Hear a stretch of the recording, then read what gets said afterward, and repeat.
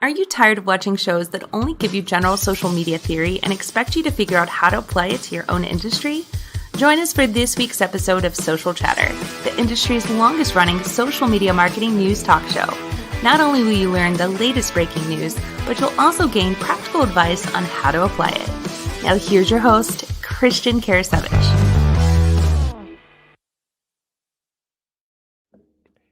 And welcome to Social Chatter. It's episode 260, and that is correct. I am not Christian Karasiewicz. I'm Jim Fuhs. And so, as happens with live streaming and some of the challenges we run into sometimes, Christian has been having internet challenges. In case those of you may not know, he's in the process of transitioning back to the United States. And so, these are things that happen. But as Christian likes to say, the show must go on. But we're really excited today to have an amazing, amazing guest, someone I consider a great friend, Jaime Cohen. But before we bring Jaime on, I want to talk about some of the things we're going to be discussing today. Facebook is introducing the business suite. They're also taking some steps to keep Facebook groups safe. We're also going to talk about the fact that you can actually claim ownership rights of your images is coming soon. That'll be an interesting discussion. And then they're also taking away the restriction on ad text in your content. That's going to be interesting to say the least. And then we'll also look at Instagram's adding captions. And we're also going to talk about a couple really cool tools. And what I'm most excited about is we're going to ask Jaime some questions. So I'm going to bring Jaime on. Jaime, great to see you. How are you Great to doing see today? you. Doing well. Yes. So how are things in your neck of the woods? You're in Colorado, right? So Yes. have you had any of the snow going on? It snowed so it was like 99 degrees, and then it snowed for 2 days, and then it was warm again, which was good for us because the air quality has been so bad here because of the fires. So that was helpful. But I hear because of the way the weather patterns work that the snow was not great for the fires on the West Coast. So I am thinking a lot about them, but also grateful that it happened here. The air quality was 206, I think, 2 weeks ago, which is worse than the air quality in China or New Delhi or any of those places. So it's definitely been interesting to see a cloud or a sky full of clouds of smoke. Yeah, my brother actually just recently moved to Reno. He actually lives in Sparks, Nevada, Oh, and fortunately, he's on the other side of the mountain. But they've definitely seen the impacts of that as well, and it's just really unfortunate that that's happening. And uh, just praying for all those folks. So, Jaime, I know you've been on the show before, yeah. but for those I know there might be some first time viewers, and some people don't realize the amazing person you are. Why don't you tell us a little bit about yourself? Thank you. Absolutely. Well, I am Jaime Cohen. I'm the creator of The Right Word. So I am a speaker and communication coach and advisor. And basically, I help individuals and organizations level up their communication skills. So this means learning how to tell better stories, how to build stronger relationships, how to mitigate and navigate conflict, and how to negotiate all the things that we need to do to be successful. And I think that a lot of people feel like if they have the skills necessary to complete a project or to do something, then that's where it starts and stops. But really, our relationships are what make the difference in our success. All of the greatest things that have happened to me have been because of relationships that I've made. I also have a course on LinkedIn Learning called Connecting with Your Audience Using Video, where I teach you how to be more comfortable and confident on camera. And that's another one of the things I teach too, which is really pertinent right now since we're all in front of the camera on a daily basis, it seems. I was at the dentist the other day and she was saying that she's had more Invisalign inquiries in the past 6 months than she has in her entire business because we're all looking at ourselves on camera all the time. So people are more cognizant of their teeth, I suppose. But yeah, that's a little bit about me. You know what? That's a really good point. I hadn't thought about that. Now I'm gonna have to go to the dentist just because you said No, that. your teeth are perfect just the way they are. Well, thank you, thank you. So, Jamie, we've got a lot of really interesting things to talk about today, and Yes. so let's get started with these topics. And so, the first one that we're going to talk about is Facebook is come out with a new thing, and it's called the Facebook Business Suite. And so, Mhm. um, I don't know if you've had a chance to really look at this. I mean, I guess part of me says that what they're doing is, there's always been kind of this battle about business manager. And so maybe by calling Mhm. it business suite, it sounds more fun, more polite, and everybody's just going to want to jump in. I mean, have you used business manager, and what do you think of this business suite? So I haven't used Business Manager. A lot of my business, um, virtually all of my business, I do through LinkedIn. I have a Facebook business page, and I've been working on building a business group. But I think that with Facebook ads being so powerful, oh, hi, Tim. Thank you. You're awesome. With Facebook ads being so powerful, I think the more control that we as small businesses feel that we have in the application that we're using, the better. And I think that Facebook is really powerful, and there are so many different aspects of it that it can be confusing. And it seems like in order to use certain things, you almost need to take a course. So having everything in one place, or at least having a navigation center which redirects you to all the different places you might need to go, is going to be super useful. And I know, especially right now, for small businesses that are struggling with everything going on with COVID, it's great to, at least the content that they're putting up, it seems like there are far more resources than there are normally, which is great because it's not like you can just call someone at Facebook and they'll walk you through everything that you need. Right, and it's interesting, right? It's, I actually was attempting to get on it the other day. I don't know, maybe I was doing it wrong. I haven't seen it yet, but they did say that this is, Facebook has been professing that they're really trying to do more to help small business. To your point, especially Mhm.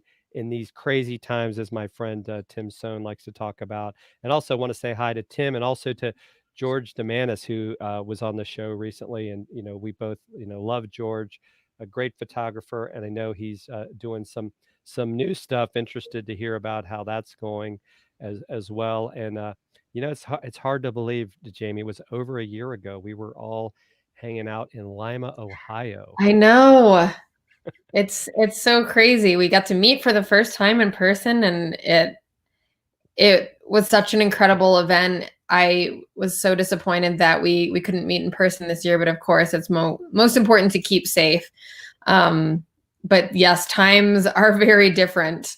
And Right. I won't say it because I have seen so many memes that say, if someone says we are in unprecedented times one more time. That's right. That's right. No more of that. You got that, Tim? Yeah.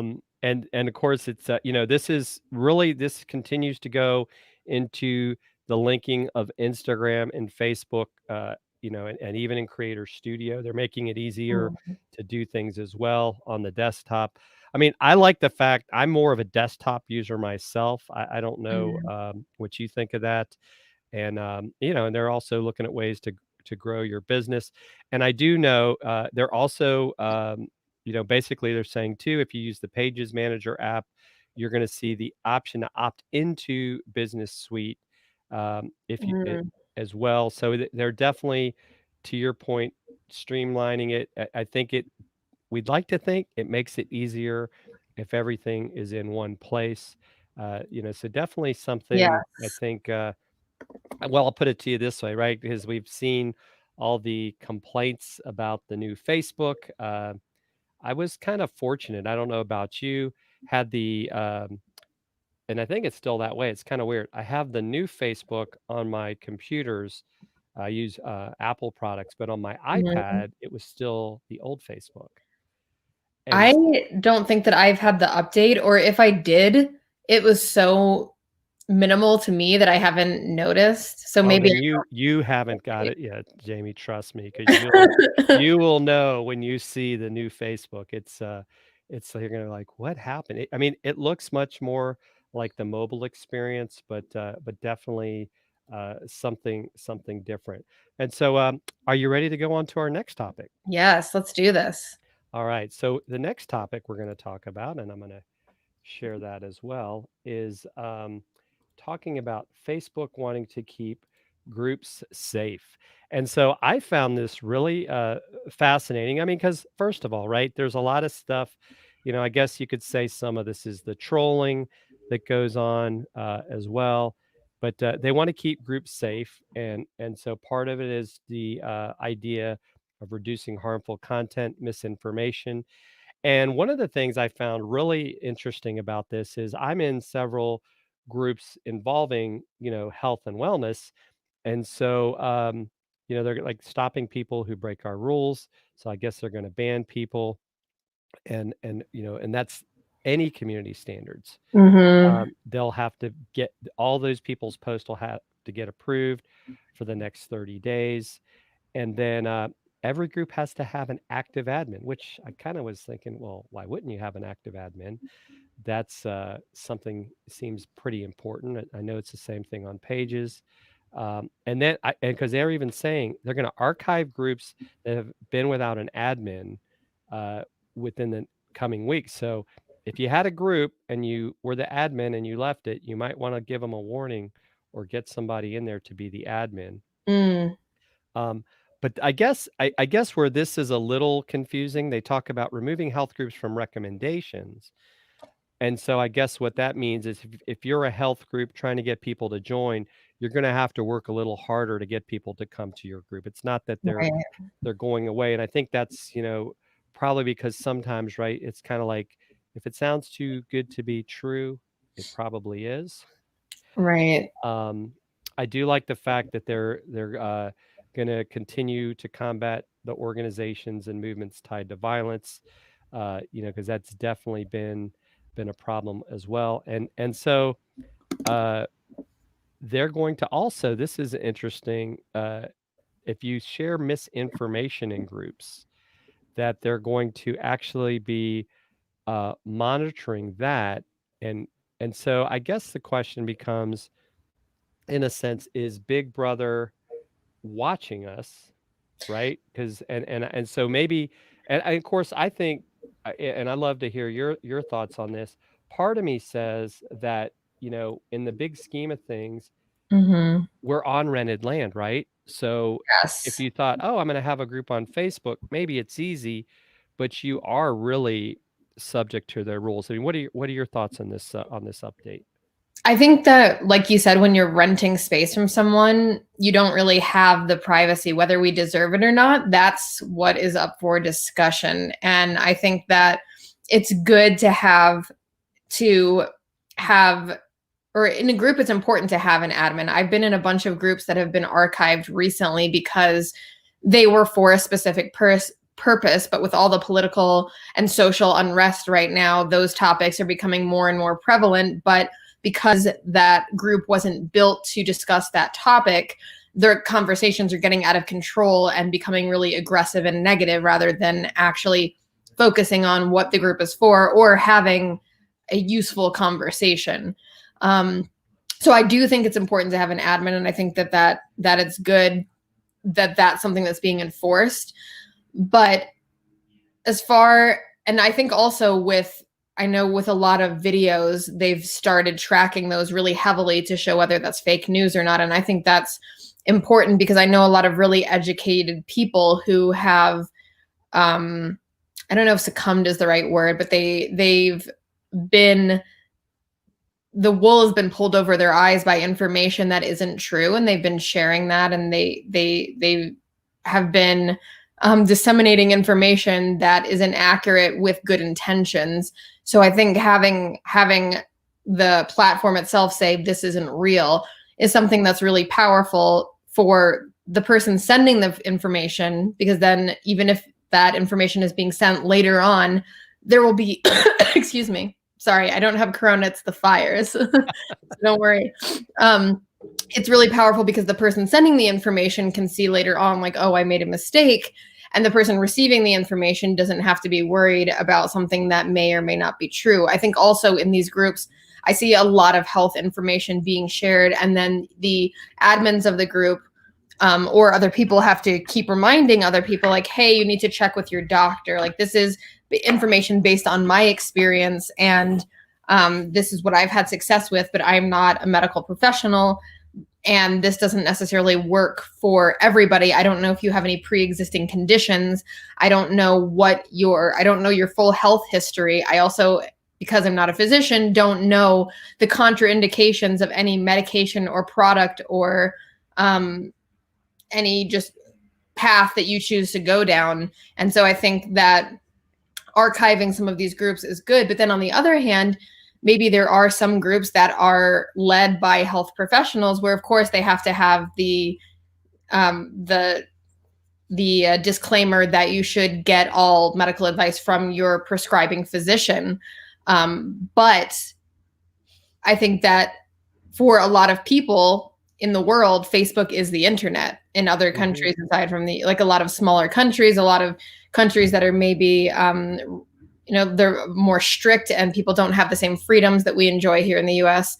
And I think that they are getting access to information they wouldn't have otherwise through some of these groups. So whether or not it is 100% accurate, there might be some really good information that they're missing out on. And if a lot of these groups are archived or they're unable to find them, then are they missing out on education that they've been able to receive?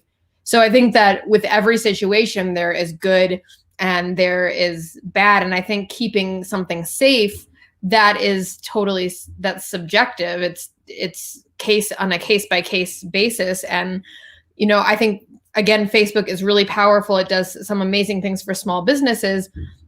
But then on the other hand, I still have my qualms because I remember, I don't know if it was last year or the year before, a friend of mine downloaded all their Facebook information.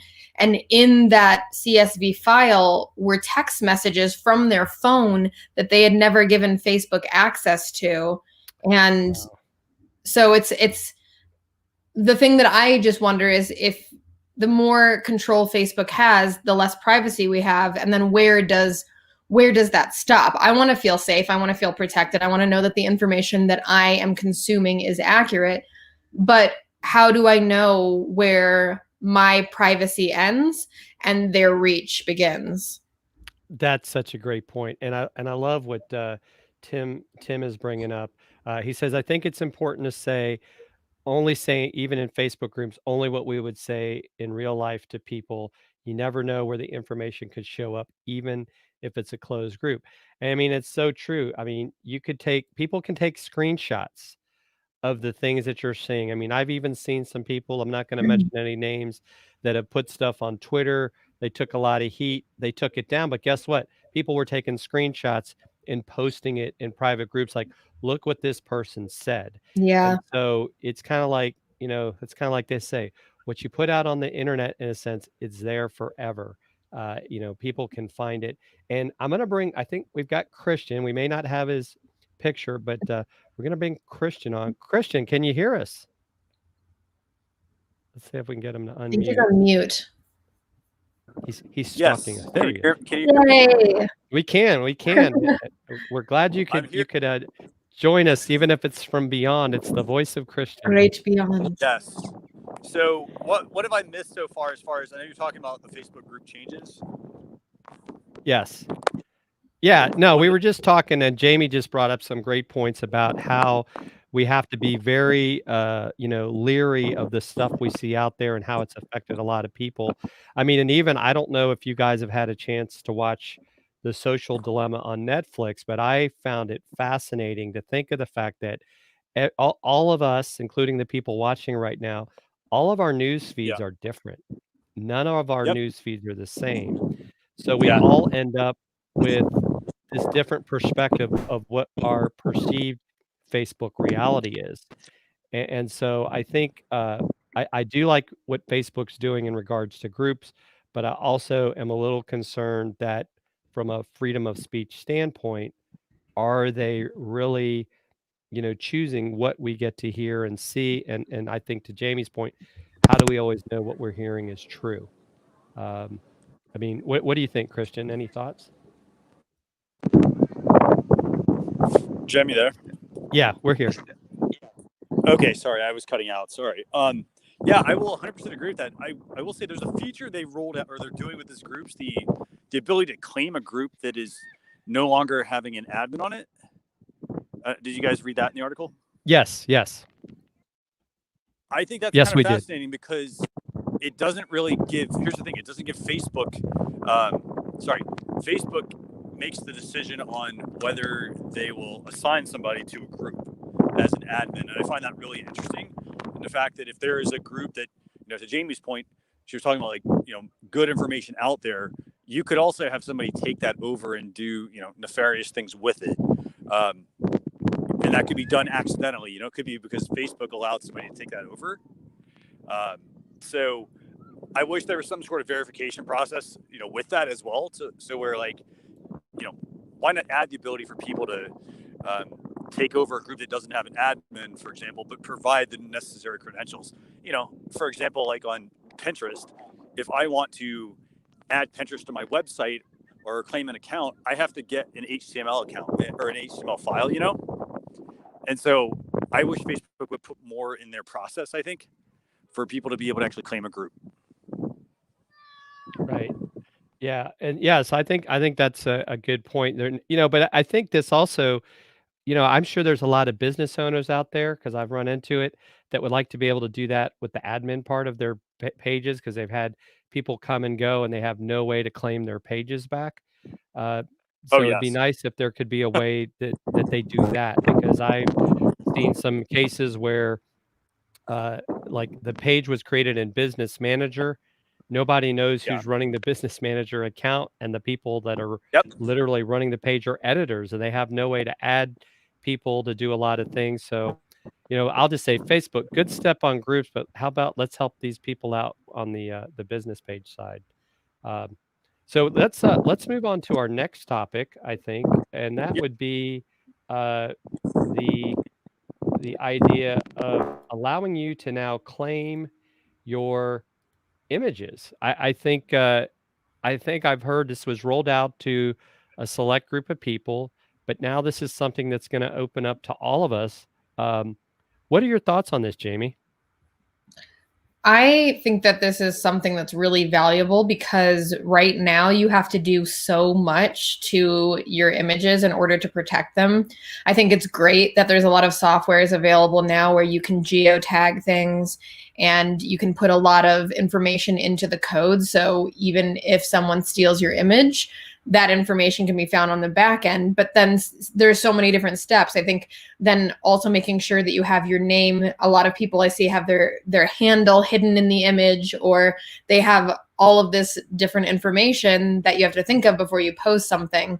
And then you have to go through, I've seen a lot of small creators have these amazing images that are used by big companies, and then the companies won't take the images down, and the small creators don't have the funds available to get arbitration involved.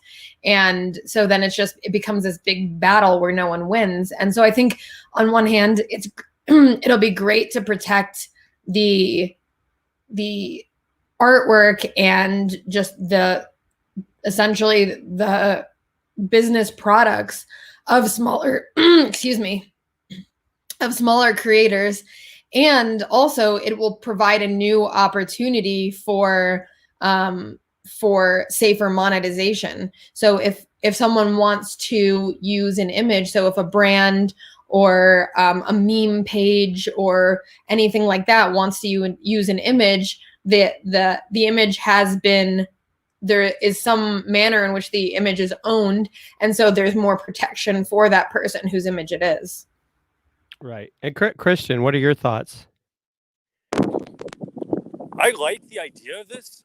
I'm a little concerned though, because, okay, so let's use YouTube as an example. So when somebody goes on YouTube and they upload, for example, a video that has some sort of music they have legally purchased, there are a lot of times where people will get copyright strikes against them from companies such as like CD Baby, and things like that, that they do own a license to that. And I see the same kind of issue potentially happening here. I love the fact that people will be able to control their brand a lot more, but I also think that, at the same time, it's going to be a really tricky process if you have people using, for example, because, when you make an image, we aren't just putting together an original background from one company and another image from the same company. We're combining multiple pieces of, multiple objects. And so those licenses, can potentially conflict. So I like the idea of this. I'm a little concerned, though, that it's going to be I like the idea that this actually might take down a lot of people, because a lot of people misuse content that they find on the web, and they just use it and they think oh, I'm going to use it because I need content on my Facebook page. I think this will actually force people to have a better strategy, or have to have a better strategy in order to, keep their Facebook presence, I think. Yeah, and I think also, and I'm sure, like George Demanis, I'm sure would have some thoughts on this as well. But it's also, I think it's going to help photographers, because now people are going to be like, oh, now I actually need to get my own content. I actually need to invest in having a photographer make photos for me, because, the stock photos that are available on a lot of these platforms, it just isn't realistic. And so, and, instead of, in a sense, swiping other people's stuff, maybe you actually start making content that's valuable, and have a little bit more strategy behind that. So, yeah, I think it's definitely a step in the right direction. But I also think there'll probably be a lot of uh, hard learning from people, because they'll say, "Well, I don't understand why I can't use this photo. I saw it everywhere." And I think one of the aspects that was in the full article too, I think, really talked about uh, the memes, where a lot of people are taking photos and turning them Yeah. into memes. And so, Yeah, and that might be kind of sad, because, memes can be a lot of fun.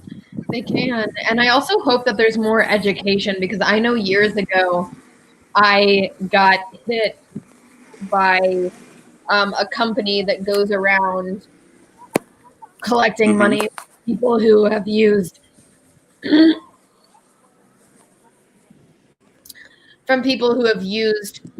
photos without permission. And I naively used a photo that I found somewhere on the internet for an article, and they came after me and they wanted to charge me thousands of dollars. And it was this company that I'd never heard of, but I had to get an attorney involved and negotiated them down, but still ended up having to pay a few $100s. And so I think that there needs to be more education, because of course there are people like me who at the time were very new, very green, made an honest mistake, didn't know.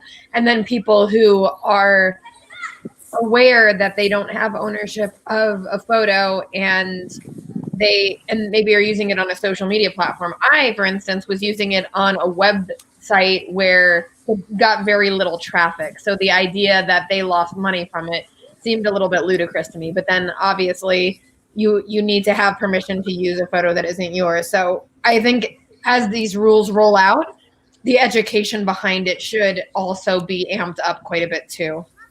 Right. And I 100% agree with you from the standpoint of education. Education needs to improve, because it's not just oh, I found this on the internet.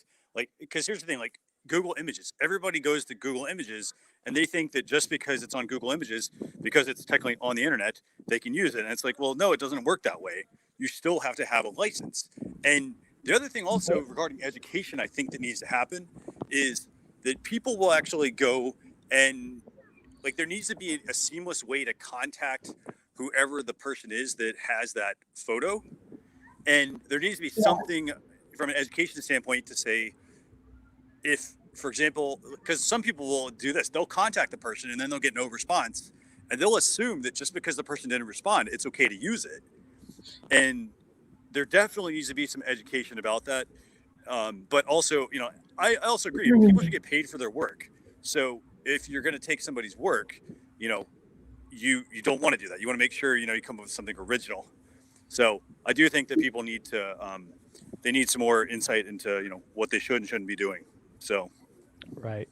Yeah. So we're gonna move on to our next topic now. We're sticking with the Facebook theme, and this is something I find very fascinating, and I'm gonna love to hear your guys' feedback on this. Facebook is removing its restriction on text, context in Facebook ad images. So it used to be, it was the 20% rule. If you had more than 20% of your image had text on it, it was going to not reach as many people, or used to be, you couldn't even run it in the way back in the day.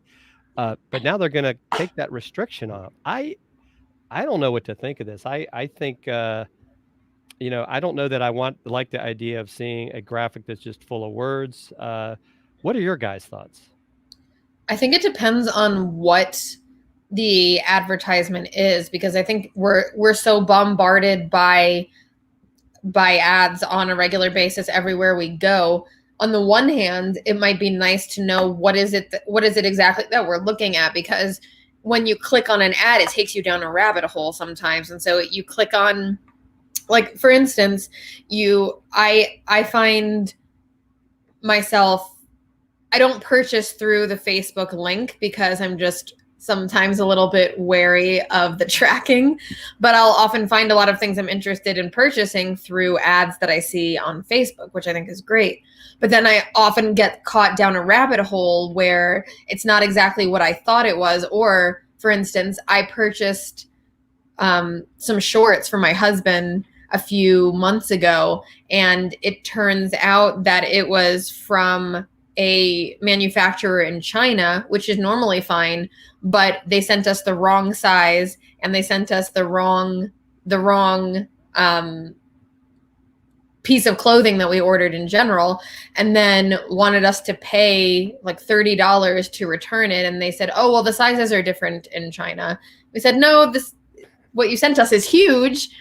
He can't wear this. And so we have been arguing with them back and forth and all of this. And I think I don't know if more text on the image would help with that, but I think that if there were a better call to action on some of the images, that would be great. But then on the other hand, are you suddenly going to see all these people clogging up their images with text that isn't necessarily a call to action and isn't beneficial to the thing that they're selling?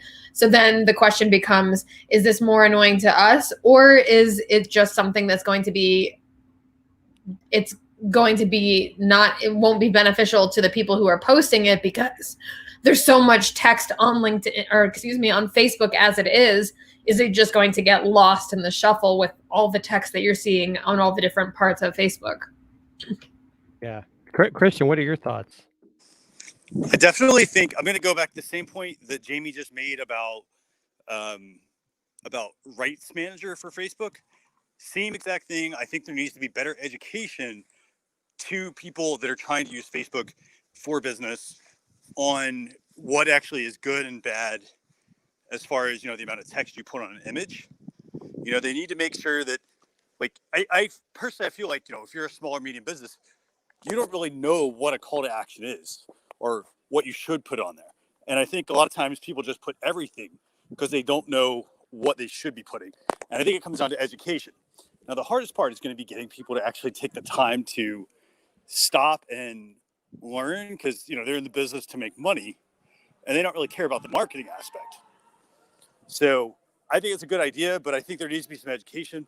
I mean, why not make it like a wizard, where if somebody joins, for example, on Facebook and they go to run some ads, if it's, for example, maybe Facebook could have some AI that analyzes the images and says, well, hey, your images typically have more than 20% text, not to actually restrict them from running ads, but to help them improve their ads, because it's a win-win situation. If I'm a business and I'm using more than 20% text and that's too much by industry standard, then I'm not going to have an effective call to action. People are going to probably think negatively about my business and the types of ads they see. At the same time, if I'm Facebook and I'm allowing people to advertise, they need to be able to, make sure that those ads are, they're not going to they can't make them convert, but they can help them convert better. And so I think that, from an education standpoint, there needs to just be better education, because I think that will benefit everyone all around. I agree with that. And I think there's a company called WordStream, and I think they work mostly with YouTube ads. I think they maybe do a little bit with Facebook also, but they have that sort of information. So if you're posting something really regularly and you're not getting the results that you want, they give you some pointers. They say, here's some things that you're doing, here's some things you might consider. And I think that if they did that on Facebook, that would be really beneficial. And it would keep people on Facebook too, instead of going elsewhere to third-party apps or just other sources to get the information that they're looking for. And Jem, to your point, you always talk about this, and we talk about this about live video, but people need to have an ad strategy as well. They can't just run the ads and expect them to just perform, or they can't just read an article and expect that article to fit their particular business. It comes down to who their customers are, who they're trying to reach, and what their intended outcome is. So They definitely need a strategy. And I think, like, I could see too, where like sometimes it almost seems in a sense that 20% was like an arbitrary figure, where I could see that having text that covers a little bit more of a graphic makes sense. But I think to both of your points, like, really, what is the end state of what you're trying to do? Because I feel like it's sometimes like when you go to, say, a networking event, remember those? And you're sitting there and you have to talk about your business in 30 to 60 seconds. And so you're literally trying to pound as much information as you can into that short time window. So that's the concern I have, is like, I'm going to put as much text as I can into this graphic and think that somehow that's going to make people click and go down that, to Jamie's point, the rabbit hole. And it's like, it's probably going to be like, oh, this is just ugly, I don't want to have anything to do with it. And they're going to move on. So I think education is definitely going to be critical in that nature as well. And so what we've been doing also too, we've so far gone through 4 topics. We've got links to all these articles in the chat, so make sure you check that out. And so let's see, Christian, you think we have time for one more topic, or you think we should get to asking Jamie some questions? Let's ask her some questions. Okay, that sounds great. So Jamie, we're going to put you on the proverbial hot seat. It's not really a hot seat. You'll do fine. So Jamie, we're going to talk to you about storytelling for business. And for those of you watching, that doesn't mean Facebook stories or Instagram stories specifically. So Jamie, because you're great at this, what does it mean to be a storyteller? It can mean a lot of different things, but I think to be a successful storyteller, it means that you're taking someone on a journey with you. And I think something that people and businesses don't often realize is that when they're telling a story, they're not clear on who the hero of that story is. I think they often think it's themselves, but really, if you want to be a successful storyteller as an individual or as a business, the hero of the story has to be the audience. And what that means is the audience or the person or whomever it is who's looking at or listening to your story needs to be able to put themselves into the shoes of the main character or the focus of the story. That it needs to be able to resonate with them.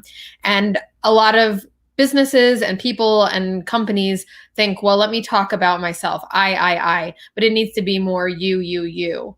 So people can say, well, this totally resonates with me because I had this exact same experience, or the story is being demonstrated in a way that someone could just slide in and imagine, if they haven't experienced that, what would happen. And I think this is something that's really important for when you're pitching a new service or you're pitching a new product, how someone who might not have considered using it before could say, oh, well, I don't have that problem right now, but I could see how this product will prevent that issue from happening for me, or the more it's going to provide me what I need to be confident and comfortable in what I'm doing on the day to day. Yeah, that's so true. And I love how you describe the hero's journey with storytelling. I mean, Christian, what do you think? Of course, he's got to unmute himself. Hopefully he's still there. I'm here. Actually, sorry, my connection has been a little bit hit and miss here. I think that it's really important for people to be very concise with, for example, going back to your elevator pitch mention you made, Jamie. People need to be very concise about it and remove all of the superfluous information, and at the same time make sure that they are conveying the highlights. And I think one thing that people can do to learn from that is to watch. So, for example, Apple just had a keynote. What was that? Was that a week or two ago, Jim? Yep.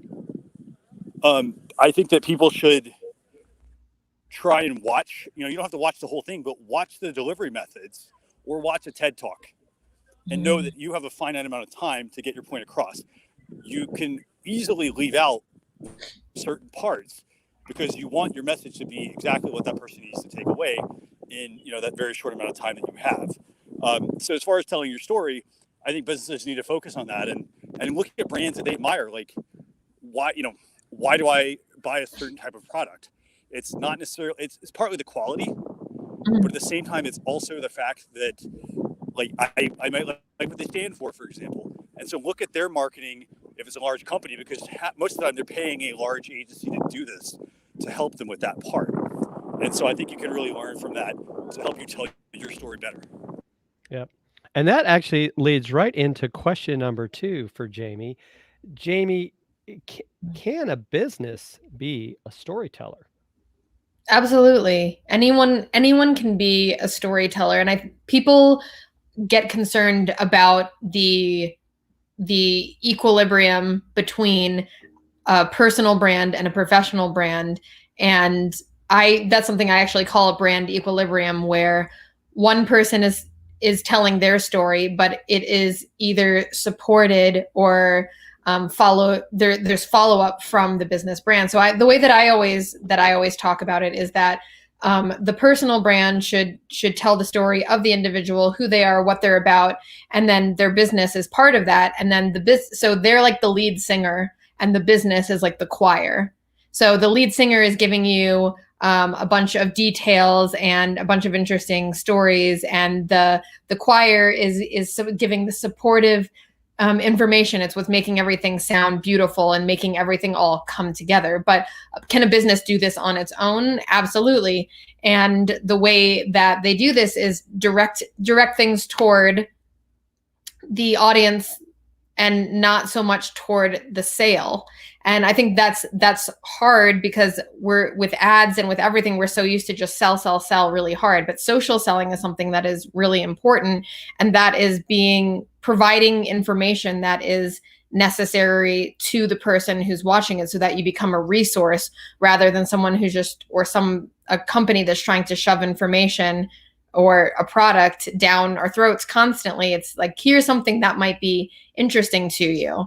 And also just back onto what Christian was saying, is that this is something that you have to focus on, whether you are an individual or a business, is being concise. One of my friend Jake Carpenter, he is a photojournalist for a big news station, and he gave me some really great advice that I still use to this day. And he said, when you tell a story, it should be top down. So give the thesis in the beginning and then go in with the details, because there is something really beautiful about the buildup and the climax and the falling action, all these sorts of things. But with people on the scroll, as I say, you have to do something to stop that scroll, and you have to get their attention and immediately describe what it is you're going to be talking about, and then get into the details, because you might be an amazing storyteller and your story might be life-changing, but if you can't capture the attention or get someone to stop scrolling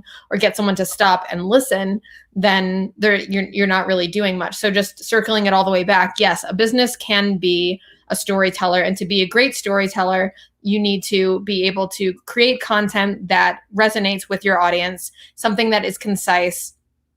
You need to not always be hard selling, even though that seems counterintuitive. Providing information that is useful to your audience so that they come back to you and see you as a resource.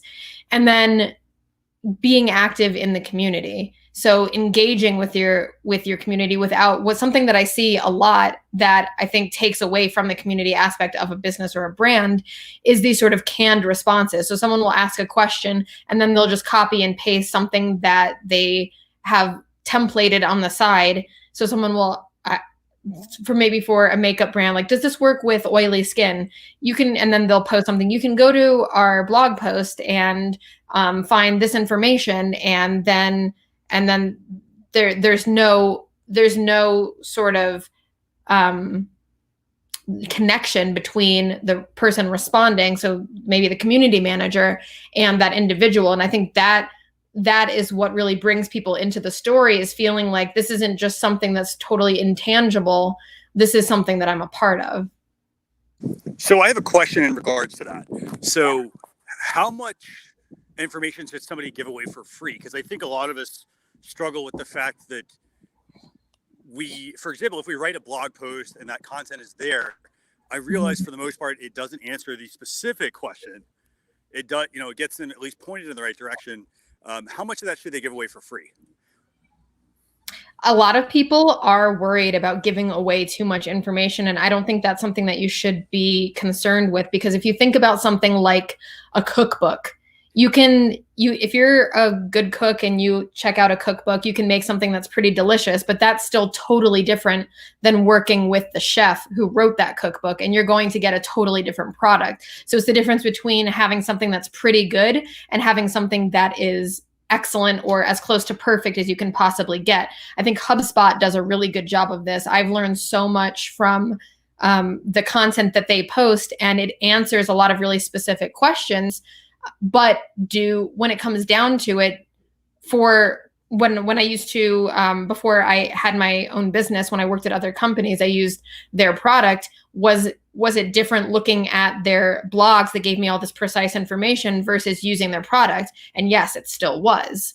And I think that there is a certain amount of information you give away. Of course, you don't want to give away your secret sauce. Just like in a cookbook, they're not going to tell you the one little tiny thing that they do that makes all of the difference. That's something that is it's proprietary. It's their company or their personal secret. Just like with a business, if you want to be a resource, you want to be a place where people can go and get information so that they talk about you, because that's free promotion. And if you're doing that on a regular basis, that's going to be really useful. But maybe you don't give away maybe that one particular secret that makes your whole business. But then also alternatively, if I don't know how much time you guys spend on TikTok, I've learned more on TikTok in the past year than I learned in high school.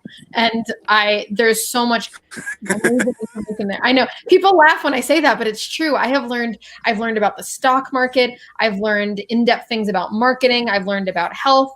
I've learned even about communication, which is something that I'm teaching and something that I'm doing every single day.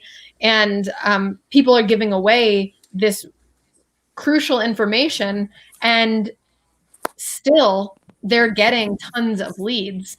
And I think, just again, to just take this point home, is that if you are becoming a resource and people find so much value in what you're sharing, and they're seeing that on a regular basis, when they have an issue, or when they simply get to a point where they're like, well, I just want someone to do this for me, then they're going to come to you. That's what happens to me on a regular basis. I think that's so true, Jamie. I think, and I've seen this for a long time. I'll even say going back to the days of Google Plus, where some of the people in my circles would even talk about, like, this one guy, literally, if you went to his YouTube channel, from A to Z is going to show you how to build a website. But what happens is that you or I are going to say, you know what, this is way too much for me. But now that I know that this person knows how to do it, that's the person I'm going to hire. And so, yeah, you may get a couple people here and there that they're going to take that information that you gave away and they'll never talk to you again. But guess what? The bottom line is they trust what you taught them, and they're going to always look at you as a resource, even if you didn't, quote unquote, financially benefit from it. But I think that we have to be willing to give to receive. And I think by giving away information, it kind of helps build that know, like, and trust, especially if it's truly altruistic and not, in a sense with a hidden agenda of like, oh, I'm only giving this away because I want these people to come back to me. So I think, I think that's something that a lot of businesses struggle with. But to your point, a lot of times people are not going to be able to do it as good as a person providing it, and that's when they're going to come back and want more. Hey, Christian and Jim, before we move into the tool time segment, I want to just give one quick example here. When you go to Costco or a grocery store and they're doing a taste test, for example, of a new product, there are a lot of people, and these are the tire kickers. I mean, there's people that are going to try the product and they're going to actually go buy it. They're, on impulse. There's people that are going to try it and they're never going to actually buy the product. They just want the free sample because they're hungry or something like that. And, it's the same thing. So you need, to your point as well, you need to give, you don't want to give everything away, but hey, maybe every once in a while you give somebody a really detailed example, and you kind of feel those people out to the point where they may, if you feel comfortable with that person, hey, they don't seem like the person that's going to just constantly come back to me for free questions, give some stuff away, again, because it's good. Like you said, it's going to help build that know, like, and trust that you need as a business to get somebody to then want to continue with you. Yep. So we do have one last question for Jamie before we move into tool time. And so Jamie, can you give us, storytelling on social media? What are 3 ways a business can better tell their story? I think this is circling back to everything that we've talked about so far, which is making your audience the hero of the story. So creating a story that will resonate with them, giving top-down information. So making your story concise, but also in the beginning, giving the thesis so people know what they're going to be reading about, what they're going to be learning, and then also engaging back with the people who are engaging with your story. So people like to be recognized. And if you're taking the time to recognize your audience, when they're taking the time to engage with you, that is going to bring everyone together. And that's going to create super fans because people will feel like, wow, I'm going to keep connecting with this brand because anytime I say something, they're engaging with me and making me feel noticed. And of course, if you're a huge brand and you have thousands, hundreds of thousands of people commenting, you can't get back to every single person, but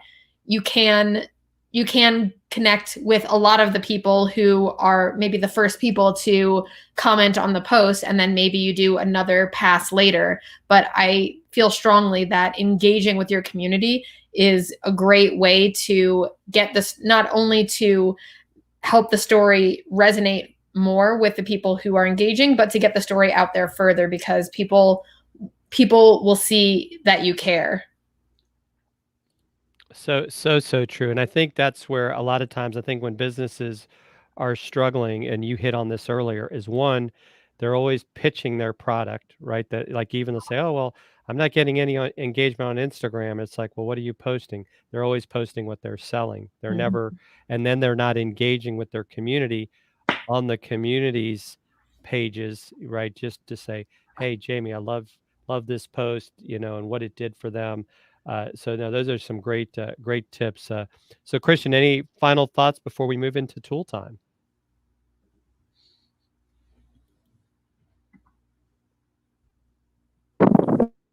No final thoughts overall. I love all the examples that Jamie that you've been giving, and just how you're really, driving home the point that the hero part is so important. And getting your audience to show them what's in it for them. I mean, it's not about pitching them all the time. It's about being helpful. Helping them see how the product can be useful to them. I mean, I'm going to give you an example of Apple real quick. I mean, Apple, everything that they do from a product standpoint, from a marketing standpoint, is always about the customer. It's about the, there's a new iPad, for example. And they're not just like saying, well, hey, we've got all these whiz-bang features that, we've got lots of power and we've got lots of RAM. And they don't ever focus on the processor or the RAM or the hard drives or, the size of the storage. They're focused on what you can do with it. And it's the same thing, from a business perspective. Like, if business needs to tell their story, they need to, you need to tell your customers how your product can help them. So I love all the examples you've been giving. So I'm going to pitch it back to Jim here. All right. And so now we're going to move into the next part of the show, which is always something that when I started watching Social Chatter, definitely catches my attention.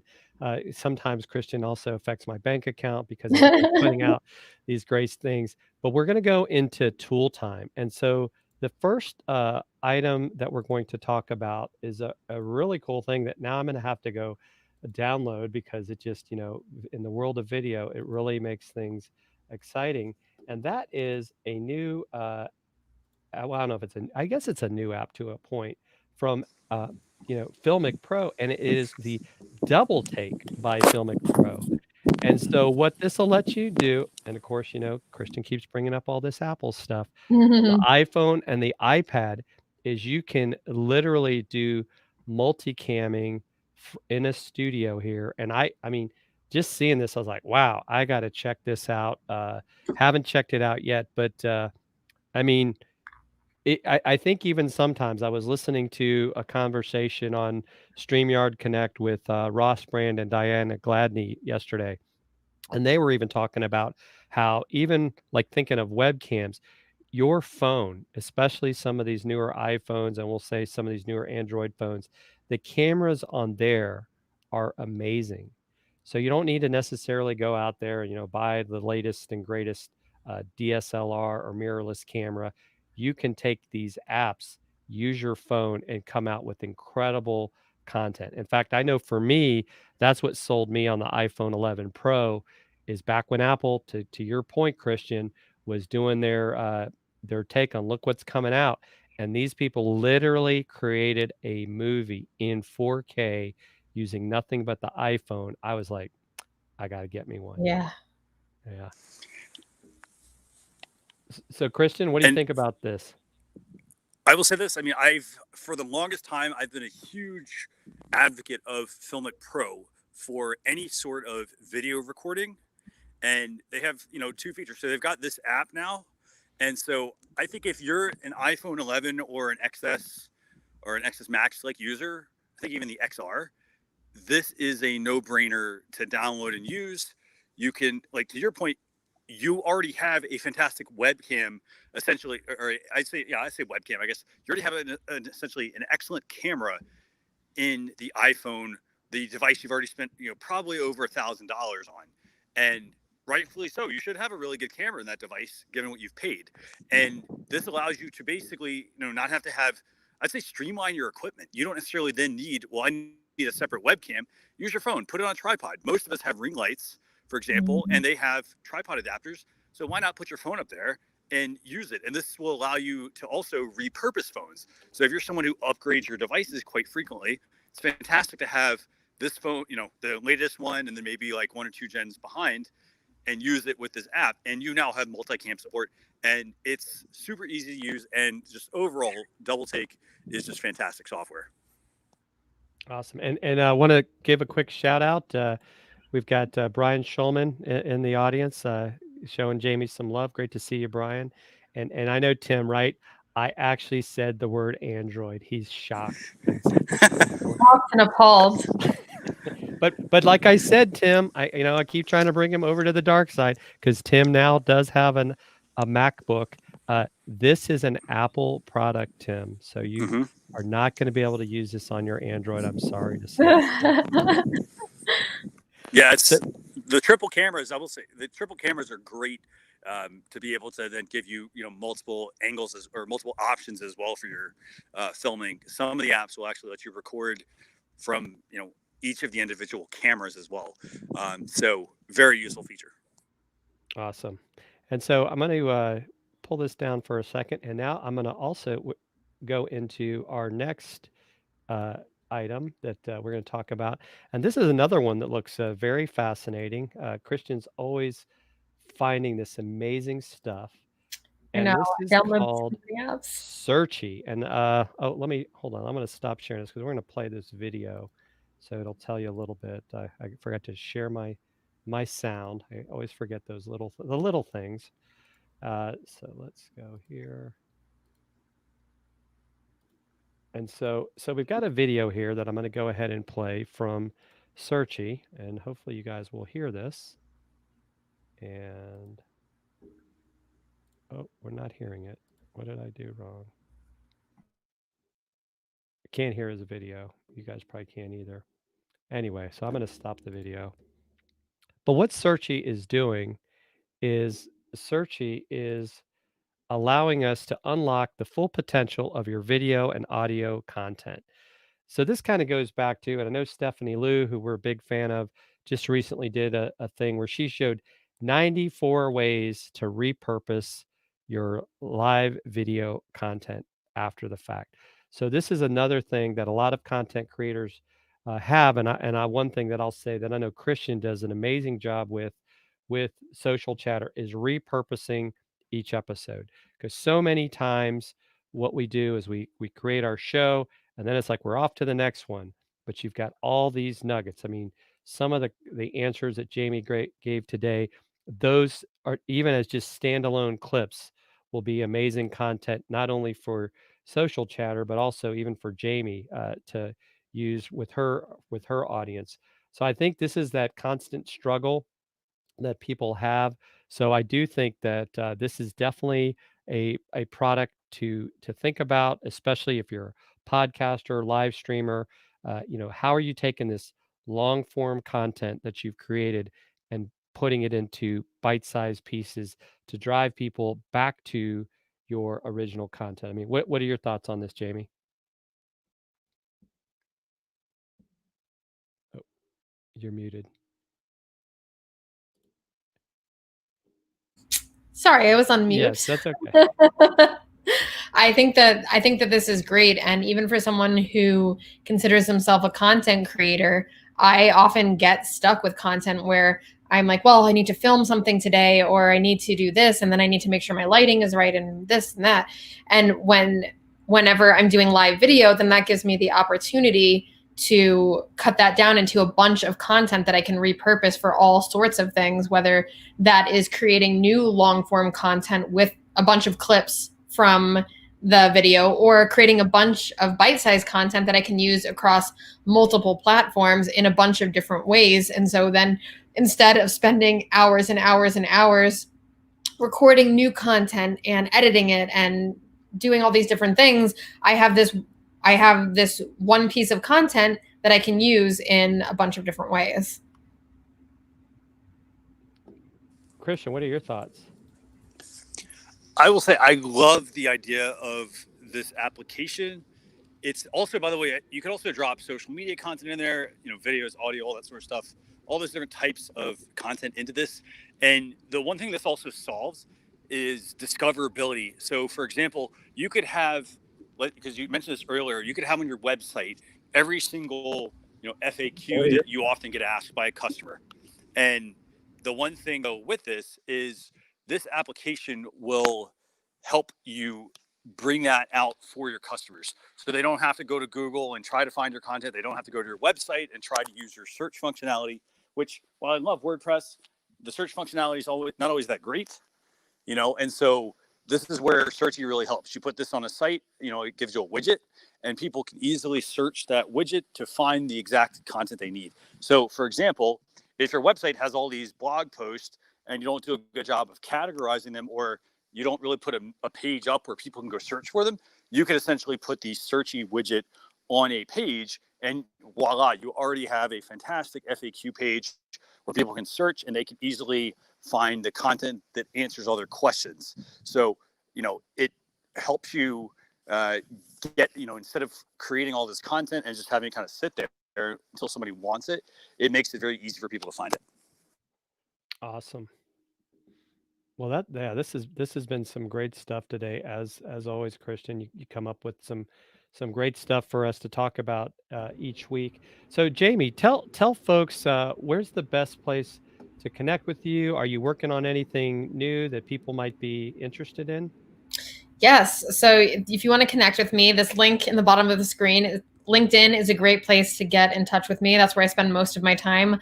Also on Instagram and across all social media at Jaimbalaya, JaimBalaya. I spend a lot of time on Instagram. I'm getting involved on TikTok. I do a lot of lurking there right now.